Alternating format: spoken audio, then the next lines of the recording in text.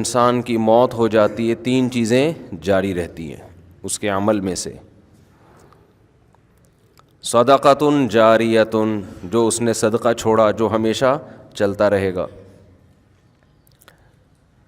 ولد صالح یدعو لہ، نیک اولاد جو اس کے لیے دعائیں مانگتی رہے گی.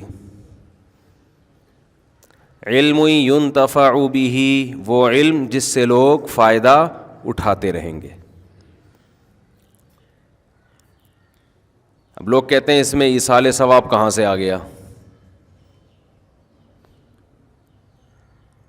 اس سے بھی واضح ایک اور حدیث ہے جس میں آتا ہے ایک صحابی نے نبی سے عرض کیا یا رسول اللہ، ایک صحابیہ نے عرض کیا میری والدہ کا انتقال ہو گیا ہے، افاتصدق عنہا، کیا میں والدہ کی طرف سے صدقہ کر سکتی ہوں؟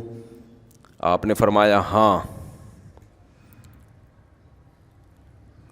تو صدقہ اس کا ثواب کہاں کس کو پہنچ رہا ہے؟ اولاد صدقہ کر رہی ہے، اولاد دعا مانگ رہی ہے، ثواب کس کو مل رہا ہے؟ والدین کو مل رہا ہے. تو اسی سے فقہا نے استدلال کیا کہ صدقہ چونکہ ایک نیکی ہے تو کوئی بھی نیکی کر کے مرحوم والدین کو پہنچائی جا سکتی ہے. اس کے لیے حدیث کے حوالے کی ریفرنس کی الگ سے ضرورت نہیں ہے، یہی ریفرنس کیا ہے؟ کافی ہے. اب لوگ کیا کرتے ہیں، مسجد میں دریاں بچھا دیں، بھئی اس کا ثواب کس کو ملے گا؟ والدین کو. تو بعض لوگوں کو اشکال ہے کہ یہ دریاں بچھانا کہاں سے حدیث سے ثابت ہے؟ بھئی جب صدقہ کہہ دیا تو نیکی آ گئی نا، اس میں ہر نیکی آ گئی اس کے اندر. اس میں قرآن کی تلاوت کرنا بھی آ گیا، اس میں کسی غریب کو کھانا کھلانا بھی آ گیا، اس میں یتیم خانے میں پیسے جمع کرانا بھی آ گیا، اس میں یتیم خانہ بنانا بھی آ گیا، اس میں کسی مدرسے کے ساتھ تعاون کرنا بھی آ گیا، اس میں 2 رکعت نفل نماز پڑھنا بھی آ گیا. کیونکہ اگر آپ کہتے ہو کہ یہ سب کچھ نہیں ہے، حدیث دکھاؤ تو حدیث میں تو کنواں کھودنے کا تذکرہ ہے، پھر کنویں کے علاوہ تو کوئی ثواب پہنچے گا ہی نہیں. اب یہ کتنی عجیب سی بات ہوگی کہ آپ انسانیت کی خدمت کے لیے کنواں کھدواتے ہیں، اس کا ثواب ابا کو پہنچ رہا ہے، سبیل بنواتے ہیں تو اس کا اللہ ثواب نہیں پہنچائے گا. کیوں بھائی؟ بات تو ایک ہی چیز ایک ہی ہے نا. اور جب کوئی مفتی کہتے نہیں اگر آپ نے سبیل بنوا دی، کسی سفر میں کہیں راستے میں کولر پانی کا رکھ دیا تاکہ اس کا ثواب ابا اماں کو پہنچے، تو اگلا کہتے ہیں حدیث دکھاؤ، کولر کا کہاں تذکرہ ملتا ہے حدیث میں؟ تو یہ سینس لیس ہونے کی علامت ہوگی کہ نہیں ہوگی؟ تو آج کے جو نئے نئے مجتہدین مارکیٹ میں یوٹیوب پہ آ رہے ہیں نا، ان کا جو سوچنے کا اسٹائل ہے نا وہ بہت محدود اور فقہی بصیرت سے بالکل خالی. وہ ریفرنسز پہ چل رہے ہوتے ہیں کہ دیکھو حدیث میں آتا ہے صدقہ کرنے کا ثواب پہنچتا ہے تو ریفرنس ہم نے حدیث کا دے دیا صدقے کا. قرآن پڑھنے کا ثواب دکھاؤ کہاں ثابت ہے بھائی؟ تلاوت کا ثواب ماں باپ کو ملتا ہے، یہ کہاں ثابت ہے؟ تو بھائی صدقہ نیکی ہے. حدیث کا مقصد یہ ہے کہ جب کوئی شخص مر جاتا ہے تو اس کے اپنے عمل کا دروازہ بند ہو گیا، بعد والا اس کے لیے کوئی عمل کرتا ہے تو وہ دروازہ اللہ کبھی بھی بند نہیں کرتے. یہ اللہ کی رحمت ہے. البتہ یہ جو حدیث میں 3 کا عدد ہے نا، یہ 3 سمجھانے کے لیے، 3 نہیں، وہ 6 بھی ہو سکتے ہیں، 3000 بھی ہو سکتی ہیں وہ چیزیں. تو اس میں خوب سمجھ لیں کہ کوئی بھی نیکی کی جائے مرحوم کے لیے اس کا ثواب میت کو ملتا ہے. یہاں ایک اشکال ہے کہ پھر صحابہ کرام سے کیوں ثابت نہیں ہے قرآن پڑھ کے بخشنا؟ بھئی صحابہ تو نیکی پہ ہم سے زیادہ حریص تھے نا، صحابہ سے ثابت کیوں نہیں ہے؟ تو صحابہ سے اس لیے ثابت نہیں ہے کہ یہ عمل اجتماعی طور پہ ناجائز ہے، کیونکہ کوئی بھی نفلی کام اس میں اجتماع کے لیے الگ سے دلیل کی ضرورت ہے. اگر وہ الگ سے اجتماع کے لیے ایک الگ سے دلیل نہیں ہوگی تو نفلی کام انڈیویجولی آپ کر سکتے ہیں، انفرادی طور پہ آپ کر سکتے ہیں، اجتماعی حیت پہ آپ نہیں کر سکتے. تو صحابہ نے چونکہ اجتماعی حیت پہ نہیں کیا اس لیے ثابت نہیں ہے. انفرادی کیا یا نہیں کیا؟ تو انفرادی عمل بیان نہیں کیا جاتا. اب کوئی بھی اپنے والد کے لیے کوئی تلاوت کر رہا ہے کہ اللہ اس کا ثواب اس کو پہنچ جائے، تو یہ تو دل کی چیز ہے نا, اس کو کوئی راوی کیسے ہائی لائٹ کرے گا, کیسے اس کو نمایاں کیا جائے گا؟ یہ تو دل کی بات ہے. تو کتنے صحابہ نے نیک اعمال کیے, یہ ثابت ہے کہ انہوں نے فلاں عمل بھی کیا, فلاں عمل بھی کیا, فلاں عمل بھی کیا. اب دل میں کیا نیت تھی, اپنے والدین کو ثواب پہنچانا چاہتے تھے یا نہیں, یہ نیت یہ وہ جانے, اللہ جانے. ایسے تھوڑی ہوتا تھا کہ یہ پنکھا ابا کے ثواب کے لیے لکھتے تھوڑی تھے لوگ, دل میں نیت ہوتی تھی. اس سے یہ بھی پتہ چل گیا کہ قرآن پڑھنا اپنے والدین کے اس کو ثواب پہنچانے کے لیے جائز ہے, لیکن ایصال ثواب کے لیے قرآن خوانی جائز نہیں ہے. سمجھتے ہیں کہ نہیں سمجھتے؟ دیر آر 2 types آف قرآن خوانی. قرآن خوانی جو اجتماعی سطح پہ ہوتی ہے نا, پبلک آتی ہے, سب قرآن پڑھتے ہیں, تو کتنی قسمیں ہیں اس کی؟ انگلی سے اشارہ بھی کر رہا ہوں, 2 قسمیں, بلکہ ہم 3 قسمیں بنا لیتے ہیں. اجتماعی ہیئت میں قرآن جو پڑھا جاتا ہے, سب لوگ اکٹھے ہو کے پڑھتے ہیں, اس کی 3 قسمیں ہیں. ایک قسم تو یہ مرحوم کے ثواب کے لیے, ہمارے ابا کا انتقال ہو گیا, تمام حضرات سے گزارش ہے ہمارے گھر تشریف لائیں, آج قرآن خوانی ہوگی. یہ عمل بدعت ہے, ناجائز ہے, کیونکہ اس طرح اجتماعی ہیئت پہ قرآن پڑھنا بطور عبادت کے پڑھا جا رہا ہے, ثواب پہنچانے کے لیے. اور نفلی کام میں عبادت اجتماعی سطح پہ جب آپ کرتے ہیں, اس کے لیے الگ سے قرآن و سنت میں دلیل کی ہمیں ضرورت ہے. میرے بارے میں آج کل یہ بہت کہا جا رہا ہے, میں تو سروے کرتا ہوں نا کہ اس کو قرآن و حدیث نہیں آتا, بس کو شادیاں آتی ہیں, یہ آتا ہے, وہ آتا ہے, لطیفے آتے ہیں. ہمارے جو طلبہ میں لیکچر ہوتے ہیں نا, وہ اور اسٹائل کے ہوتے ہیں. عوام میں لیکچر اور اسٹائل کے ہوتے ہیں. عوام کے سامنے زیادہ علمی موشگافیاں جھاڑنا یہ کوئی عقل مندی کی بات نہیں ہے. اختلافی مسائل, کبھی ہمارے مدرسے میں آئیں بیٹھیں, 20 سال ہم نے تدریس کی ہے, تو تدریس عربی کتابوں کی ہے, جس میں حدیث بھی ہے, جس میں تفسیر بھی ہے, جس میں عربی گرامر بھی ہے, جس میں فقہ بھی ہے, جس میں عربی ادب کی مشکل کتابیں بھی ہیں. تو آج مسئلہ یہ ہے کہ جس کو 2-4 الفاظ آ جائیں نا قرآن و حدیث کے ریفرنس کے, وہ ایک چینل کھول کے ایسے بھڑکیاں مارنا شروع کر دیتا ہے جیسے اسی پہ نازل ہوا ہے, باقی کسی کو کچھ بھی نہیں آتا. تو خیر, ہم اپنے ٹاپک کی طرف آتے ہیں. تو اجتماعی ہیئت پہ جو قرآن پڑھا جاتا ہے, چونکہ وہ ایک عبادت کے طور پر ہے, تو عبادت کے لیے جب اجتماعی سطح پہ ہوگی نا, قرآن پڑھنے کی دلیل تو ثابت ہے, اجتماعی سطح پہ یہ ثابت نہیں ہے. اس کی مثال ایسے جیسے جمعے سے پہلے آپ سنت پڑھتے ہو, انفرادی اخبل طریقے سے پڑھتے ہیں نا. اگر اجتماعی ہیئت پہ ہو کہ تمام حضرات تشریف لے آئیں, آج ہم تہجد کی نماز پڑھ رہے ہیں, یا آج ہم فلاں فجر کی سنتیں پڑھ رہے ہیں, تمام حضرات تشریف لے آئیں, تو یہ عمل کیا بن جائے گا؟ ناجائز. یہ اجتماعی ہیئت پہ نہیں ہوگا. فرض نماز اجتماعی طور پہ پڑھی جائے گی, اس میں بلایا بھی جائے گا اذان کے ذریعے, نفل نماز نہیں ہوگی. ایک دفعہ میں نے بیان میں یہ کہہ دیا کہ تہجد کی نماز جماعت کے ساتھ, جو اتنی بڑی بڑی جماعتیں ہوتی ہیں, جائز نہیں ہے. تو نیچے لوگوں کے کمنٹس آئے ہوئے تھے, لو جی ایک نیا مسئلہ آ گیا, تہجد بغیر. پھر پوچھنے لگے اس کی دلیل کیا ہے, کوئی حدیث کا ریفرنس تو دیا نہیں مفتی صاحب نے, بس مسئلہ بتا دیا. اتنے نیچے نیگیٹو کمنٹس کہ ان لوگوں کو یہ اپنے فرقے کے گول کیپر ہیں, یہ اپنے فرقے کو پھیلانے کی کوشش کر رہے ہیں. دیکھو بغیر دلیل کے, جس بیچارے کو یہ نہ پتہ ہو, جن بیچاروں کو کہ دلیل اس کے ذمے ہوتی ہے تو دعویٰ کرتا ہے. دلیل کس کے ذمے ہوتی ہے؟ جو دعویٰ کرتا ہے. جو دعویٰ کرے گا نا کہ تہجد کی جماعت اتنی بڑی ہیئت کے ساتھ کہ پبلک کو بلا کے اکٹھے جماعت کرائی جائے, وہ ایک نیا مسئلہ بیان کر رہا ہے. اس سے ہم پوچھیں گے قرآن و سنت سے اس کا ثبوت دکھاؤ, کہیں بھی نہیں ہے.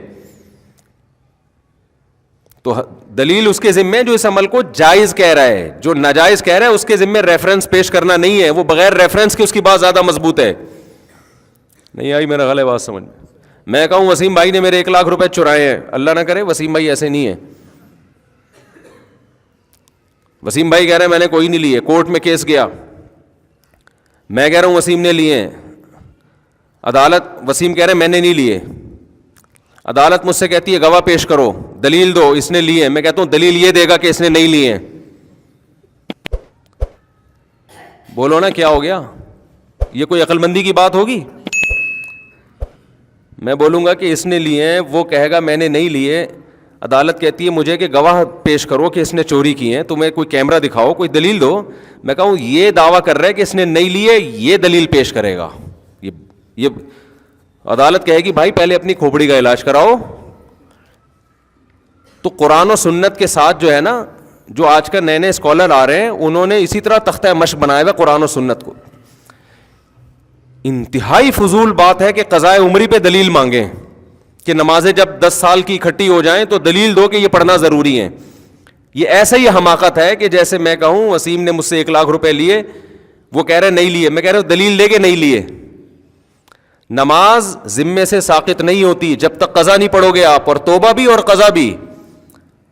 تو دلیل اس کے ذمے جو کہے کہ 10 سال جب اکٹھی ہو جائیں تو بغیر توبہ بغیر قضا کے معاف ہو جاتی ہیں, وہ دعویٰ کر رہا ہے, وہ نماز آپ کے ذمے سے ساقط کر رہا ہے جو اللہ نے فرض کی ہے. اس ساقط کرنے کی کیا دلیل ہے؟ آپ کوئی ایک ضعیف حدیث بھی پیش کر دو. سمجھ میں نہیں آ رہی میرا خیال ہے بات. اتنا اسلام کا بھاری بھرکم حکم, جس سے بڑا اسلام میں کوئی حکم ہی نہیں ہے. 10 20 سال ہو گئے پیتے رہے, نماز ہی گول کر دی. اب جب توبہ کی توفیق ملی ہے تو دین اللہ احق ان یقضا, حدیث میں آتا ہے اللہ کا قرضہ اس بات کے زیادہ لائق ہے کہ وہ ادا کیا جائے. ہم نے تو حدیث بھی پیش کر دی, ان کے پاس تو حدیث بھی نہیں ہے. اگر ہم حدیث نہ بھی پیش کرتے یہ والی, پھر بھی یہ عقل کی بات ہے, لاجک کی بات ہے کہ جب انسانوں کا قرضہ دینا ضروری ہے تو اللہ کا قرضہ بھی ضروری ہے. وہ اور نماز جیسا قرضہ وہ تو کبھی بھی ساقط نہیں ہوتا. نبی صلی اللہ علیہ وسلم سے میدان جنگ میں نماز قضا ہوئی, کیونکہ اس وقت میدان جنگ میں نماز کیسے پڑھی جائے گی یہ طریقہ نازل نہیں ہوا تھا. آپ نے پہلے اس کو قضا پڑھی ہے آپ نے, اس کے بعد بقیہ نمازیں پڑھی ہیں آپ نے. تو مدعی کون ہے جو یہ کہے کہ اتنی ساری نمازیں جب ذمے میں رہ جائیں گی تو وہ قضا پڑھے بغیر ہی معاف ہو جائیں گی؟ یہ شخص دعویٰ کر رہا ہے. اس سے ہم کہتے ہیں کہ اندھی تقلید مت کرو اپنے باپ داداؤں کی, آپ قرآن و سنت سے اس کا حوالہ پیش کرو. سمجھ میں آ رہی ہے بات؟ چاروں ائمہ کا, تمام فقہا کا اتفاق ہے کہ جب نماز ذمے میں جب قضا کر دی آپ نے تو توبہ اس بات کی کرنی پڑے گی کہ وقت پہ کیوں نہیں پڑی. لوگ کہتے ہیں نا توبہ سے تو گناہ معاف ہو جاتا ہے, تو گناہ معاف ہو جائے گا, لیکن وہ جو آپ کے ذمے نماز واجب ہوئی ہے وہ معاف قضا کے بغیر نہیں ہوگی. سمجھتے ہو کہ نہیں سمجھتے؟ لیکن وہ آپ دیکھو کتنا قضائے عمری پہ تماشا بنایا آج کل نئے نئے اسکالرز نے کہ قضائے عمری بس اللہ غفور رحیم ہے. اللہ پہ تم ایک چیز ڈال رہے ہو بغیر دلیل کے, اللہ غفور رحیم ہے, اتنا یہ کافی نہیں ہے کہ 10 سال کی نمازیں وہ جو آپ نے ٹائم پہ نہیں پڑھی وہ معاف کرنے کے لیے تیار ہے. یہ مطلب ہے غفور رحیم کا. یہ مطلب نہیں ہے کہ جو اس کا حق ہے وہ بھی آپ پی جاؤ گے, وہ تو آپ کو دینا پڑے گا. زکاتیں بھی ذمے سے ساقط نہیں ہوتی. 20 سال زکات نہیں دی تو 20 سال کی زکاتیں بولو دینی پڑیں گی. رمضان کے روزے چھوڑ دیے ادا کرنے پڑیں گے. حائضہ عورت سے اللہ نے نماز کو ساقط کر دیا, اس پر فرض ہی نہیں ہوتی, لہذا اس کو پڑھنے کا حکم نہیں ہے. اس کا تقاضا یہ تھا کہ روزہ بھی اللہ نے اس سے ساقط کیا نا, ہونا یہ چاہیے تھا روزہ بھی معاف کر دیا جاتا, لیکن اللہ نے روزہ معاف نہیں کیا. تو یہ بتانے کے لیے کہ فرض میں اصل تو یہی ہے کہ قضا کیا جائے گا, چاہے اللہ کے کہنے سے ہی قضا کیا ہو. نماز میں اللہ نے اس کو چھوٹ دی ہے, لیکن وہ چھوٹ بھی اس لیے کہ وہ اللہ کے آرڈر پہ چھوڑ رہی ہے. آپ نے جو 10 سال نمازیں پی ہیں وہ اللہ کے کہنے پہ نہیں چھوڑی ہیں. بعض لوگ یہ دلیل دیتے ہیں کہ ما جعل علیکم فی الدین من حرج, اللہ نے دین میں تنگی نہیں رکھی ہے, تو 10 20 30 سال کی نمازیں قضا لگانا یہ تو حرج ہے دین میں. واقعی حرج ہے 30 سال کی نمازوں کا کسی کو حکم دینا پڑے, لیکن یہ حرج اس وقت ہے جب 30 سال کی نمازیں آپ اس سے ایک دن میں پڑھوائیں. جب آپ 30 سال کی نمازوں کے لیے 30 سال کا ٹائم دے رہے ہیں اس کو, یا 10 سال کا ٹائم دے رہے ہیں, پھر تھوڑی حرج ہے. تو یہ نئے نئے اسکالرز کو سننا چھوڑ دو خدا کے واسطے, یہ تمہیں جہنم کی آگ کی طرف لے کے جائیں گے. یہ ریفرنسز ہیں ان کے پاس, قرآن حدیث, آتا واتا ان کو کچھ بھی نہیں ہے. میں جو اتنا چیختا ہوں نا مجتہدین کو فالو کرو، ابو حنیفہ، مالک، شافعی، احمد بن حنبل، یہ اس لیے کہ تم ان لوگوں سے بچو، اپنے فرقے کے گول کیپر کے طور پہ نہیں. فوراً جب ہم کوئی بات کرتے ہیں نا تو فوراً یہ کہ یہ تو اپنے فرقے کے کیا ہیں، گول کیپر ہیں. یہ بات غیر مسلم بھی کرتا ہے. جب آپ اسلام کے برحق ہونے کی بات کرتے ہو کہتے ہیں یہ تو چونکہ مسلم ہے لہذا اس نے کس کو سپورٹ کرنا ہے، اسلام کو. بھائی ہم مسلم ہونے کی وجہ سے اسلام کو سپورٹ نہیں کر رہے، اسلام کے مدلل ہونے کی وجہ سے مسلم ہیں. اسلام کے علاوہ ہمیں کوئی سمجھ میں ہی نہیں آتا. تو ہم جو چاروں ائمہ کے قائل ہیں نا کہ ان چاروں فقہ میں سے کسی ایک کو فالو کرو، اس لیے نہیں کہ ہم ان میں سے ایک کو فالو کرتے ہیں، بلکہ اس لیے کہ ہم فالو اس لیے کرتے ہیں کہ ان کا فقہ مدلل ہے، اس میں قرآن و حدیث کو صحیح طرح سے سمجھا گیا ہے، اور اس میں امت اختلاف اور انتشار سے بچے گی. اس کے علاوہ جتنے پیکج امت کو جوڑنے کے لیے دیے جا رہے ہیں وہ امت کو جوڑنے کے بجائے توڑنے ہیں. سمجھ میں آ رہی ہے بات کہ نہیں آ رہی؟ وہ پیکج بڑے جاندار، شاندار اور پرکشش، لیکن ان پیکجز پہ جب آپ عمل کریں گے نا تو اس میں ٹوٹنے کا عمل بڑھتا چلا جائے گا. ہر اسکالر ایک نیا فرقہ ہے اور دعویٰ یہ کرتا ہے کہ میں قرآن و حدیث کے علاوہ کسی چیز کو نہیں مانتا. لیکن 4 اسکالر ہوں گے تو چاروں کی الگ الگ رائے، 5واں ہوگا تو اس کی الگ رائے، 6واں ہوگا تو اس کی الگ رائے. چند چیزوں میں متفق ہوتے ہیں، باقی ہر چیز میں الگ ہیں. تو یہ امت کا ویسے ہی بیڑا غرق ہونے والا ہے جس طرح سے ابھی چل رہا ہے نا حساب کتاب. اور ان جدید جتنے اسکالرز ہیں نا ان میں ایک چیز کامن ہے، قضاء عمری کا سب کیا کرتے ہیں؟ انکار. قدیم جتنے اسکالرز ہیں مذہب کے ان میں ایک چیز قدر مشترک ہے، قضاء عمری کا کوئی بھی انکار نہیں کرتا. قضاء عمری سمجھتے ہیں کہ نہیں سمجھتے؟ تو کہاں ہم ابھی آتے ہیں اس سے دوبارہ سے اصل ٹاپک کی طرف آؤں گا میں. تو وہ میں کہہ رہا تھا کہ اجتماعی حیت پہ قرآن خوانی کیا ہے میرے بھائی؟ بولو نا. جائز نہیں ہے. اس کیوں جائز نہیں ہے؟ جب اجتماعی سطح پہ کوئی عمل کرتے ہیں، جیسے تہجد ہے، تہجد میں نبی صلی اللہ علیہ وسلم نے لوگوں کو جمع کر کے کبھی نہیں بلایا، کوئی ایسی روایت نہیں ہے. ہمیشہ آپ نے تہجد پڑھی، 1 2 3 4 صحابہ آپ کے ساتھ شامل ہو گئے، یہ جائز ہے، ہم بھی اس کو جائز کہتے ہیں. امام ابو حنیفہ کو چونکہ قرآن و سنت بہت اچھی طرح سے آتا تھا لہذا اس عمل کو امام حنیفہ جائز کہتے ہیں. بھائی اتفاقی طور پر کوئی تہجد کے لیے کھڑا ہوا ہے، 2 4 آدمی اس کے پیچھے آ جائیں، اعلان کر کے کہ فلاں اتنے بج کے اتنے منٹ پہ ہمارے یہاں تہجد کی نماز ہوگی، تمام حضرات تشریف لے آئیں. اس کا ثبوت ہمیں قرآن و سنت میں نہیں ملتا، صرف رمضان میں حضرت عمر کے عمل سے ملتا ہے، تراویح جس کو کہا جاتا ہے، اس لیے اس کو نام بھی الگ دیا گیا.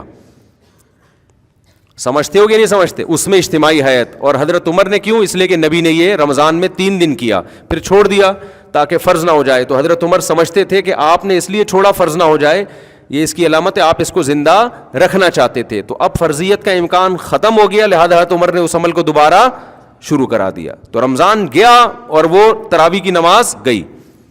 اس میں قیام اللیل کا بھی ہمیں ثبوت نہیں ملتا کہ الگ سے پھر رات کو اجتماعی حیت پہ نماز پڑھی جائے. تو قرآن خوانی کیا عمل ہے میرے بھائی؟ غلط ہے، اس کو ترک کر دینا چاہیے. جب کسی کا انتقال ہو جائے تو آپ اخپل طریقے سے، سب سے بہتر تو وہ چیز ہے جو منصوص ہے، جس کا حدیث میں صراحتاً ذکر ہے، وہ صدقہ خیرات ہے، سب سے بہتر وہ ہے. اس کو آج کل لوگ فوکس نہیں کر رہے، قرآن خوانیوں پہ پورا زور لگایا ہوا ہے، اور پھر اس میں دیگیں چلتی ہیں، کھانے چلتے ہیں، لوگ آتے ہیں بوٹیاں پھوڑ رہے ہوتے ہیں، کہ عجیب ہی منظر ہوتا ہے. ولیمے اور میت کا فرق کیا ہو گیا؟ ختم. تو یہ پھوڑنے پھاڑنے کے ٹائم نہیں ہے. یہ اخپل طریقے سے چپکے سے غریب کو صدقہ کر دو، اور اپنے طور پہ کوئی تلاوت کرنا چاہے تو اس میں بھی کوئی حرج نہیں ہے. اگرچہ تلاوت میں فقہا کا اختلاف ہے لیکن صدقے میں سب کا کیا ہے؟ اتفاق ہے.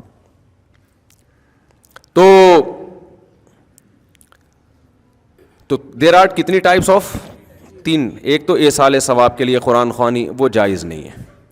دوسرا قرآن خوانی کی قسم ہے برکت کے لیے قرآن خوانی. دکان کھولی آپ نے نئی، آپ نے مکان بنایا، آپ چاہتے ہو یار اس میں کوئی اچھا کام پہلے ہو جائے، بجائے اس کے کہ ڈائریکٹ جا کے ڈرامہ دیکھنا شروع کرتے ہیں بچے آ کے. ایسا ہی ہوتا ہے نا. تو کام کی ابتدا کس سے ہو بھائی؟ برکت سے ہو. اور کوئی بھی شیطانی اثرات ہوں اس سے یہ گھر پاک ہو جائے، تو اس کے لیے قرآن خوانی کی جاتی ہے. تو برکت کے لیے قرآن خوانی چونکہ عبادت کے طور پہ نہیں ہے، وہ از قبیل رقیہ ہے. رقیہ سمجھتے ہیں وہ کیا ہے؟ دم جسے کہتے ہیں رقیہ. تو رقیہ ایک علاج کی قسم ہے. علاج کے لیے قرآن و سنت سے ثبوت کی ضرورت نہیں ہوتی. جیسے آپ نے کہا بھائی فلاں آیت پڑھ کے مجھ پہ دم کر دیں مجھے بڑا فائدہ ہوتا ہے، تو اب اس کے لیے ثبوت کی ضرورت نہیں ہے. تو جیسے ایک صحابی رسول نے کسی پہ جن تھا تو سورہ فاتحہ پڑھ کے دم کر دیا، تو ان کو تو نہیں پتا تھا کہ اس سے فائدہ ہوگا، نہ نبی سے انہوں نے پوچھا تھا. بعد میں اطلاع ملی تو آپ نے فرمایا کہ یہ تو رقیہ ہے، سورہ فاتحہ تو اس سے تو فائدہ ہوتا ہے. یا سورہ بقرہ کا ورد کرا لیا گھر کے اندر. سمجھتے ہو حدیث میں آتا ہے سورہ بقرہ جس گھر میں پڑھی جاتی ہے اس گھر میں شیاطین نہیں آتے، حدیث کا مفہوم ہے. تو یہ بذات خود یہ جائز عمل ہے برکت کے لیے.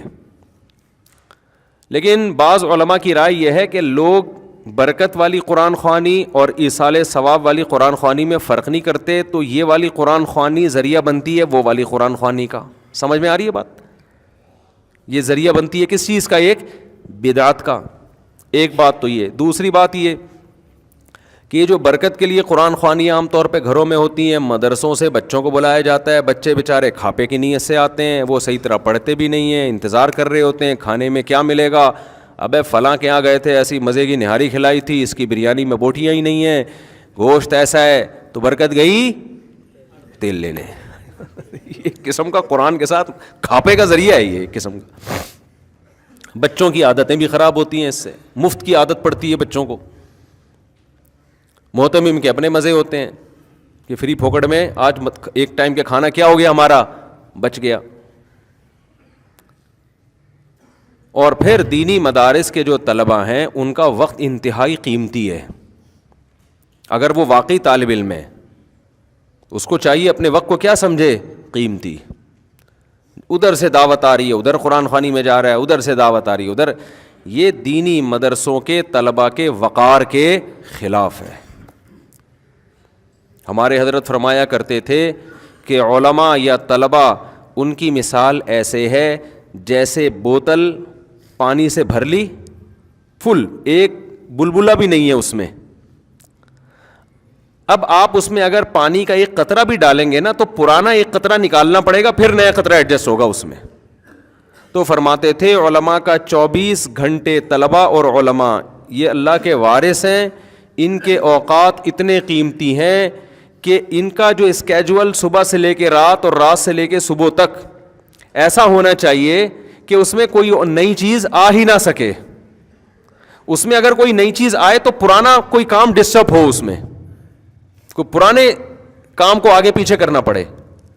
تو اب یہ دیکھا جائے گا کہ پرانا زیادہ امپورٹنٹ ہے یا نیا زیادہ امپورٹنٹ ہے. اگر نیا کام ایسا آ گیا ہے کہ پرانے کام کا نقصان کرنا پڑ رہا ہے پھر تو نیا کام اس میں ڈالیں اپنے اسکیجول میں، اور پرانے کو کیا کر دیں ایک دن کے لیے ناغا کر دیں.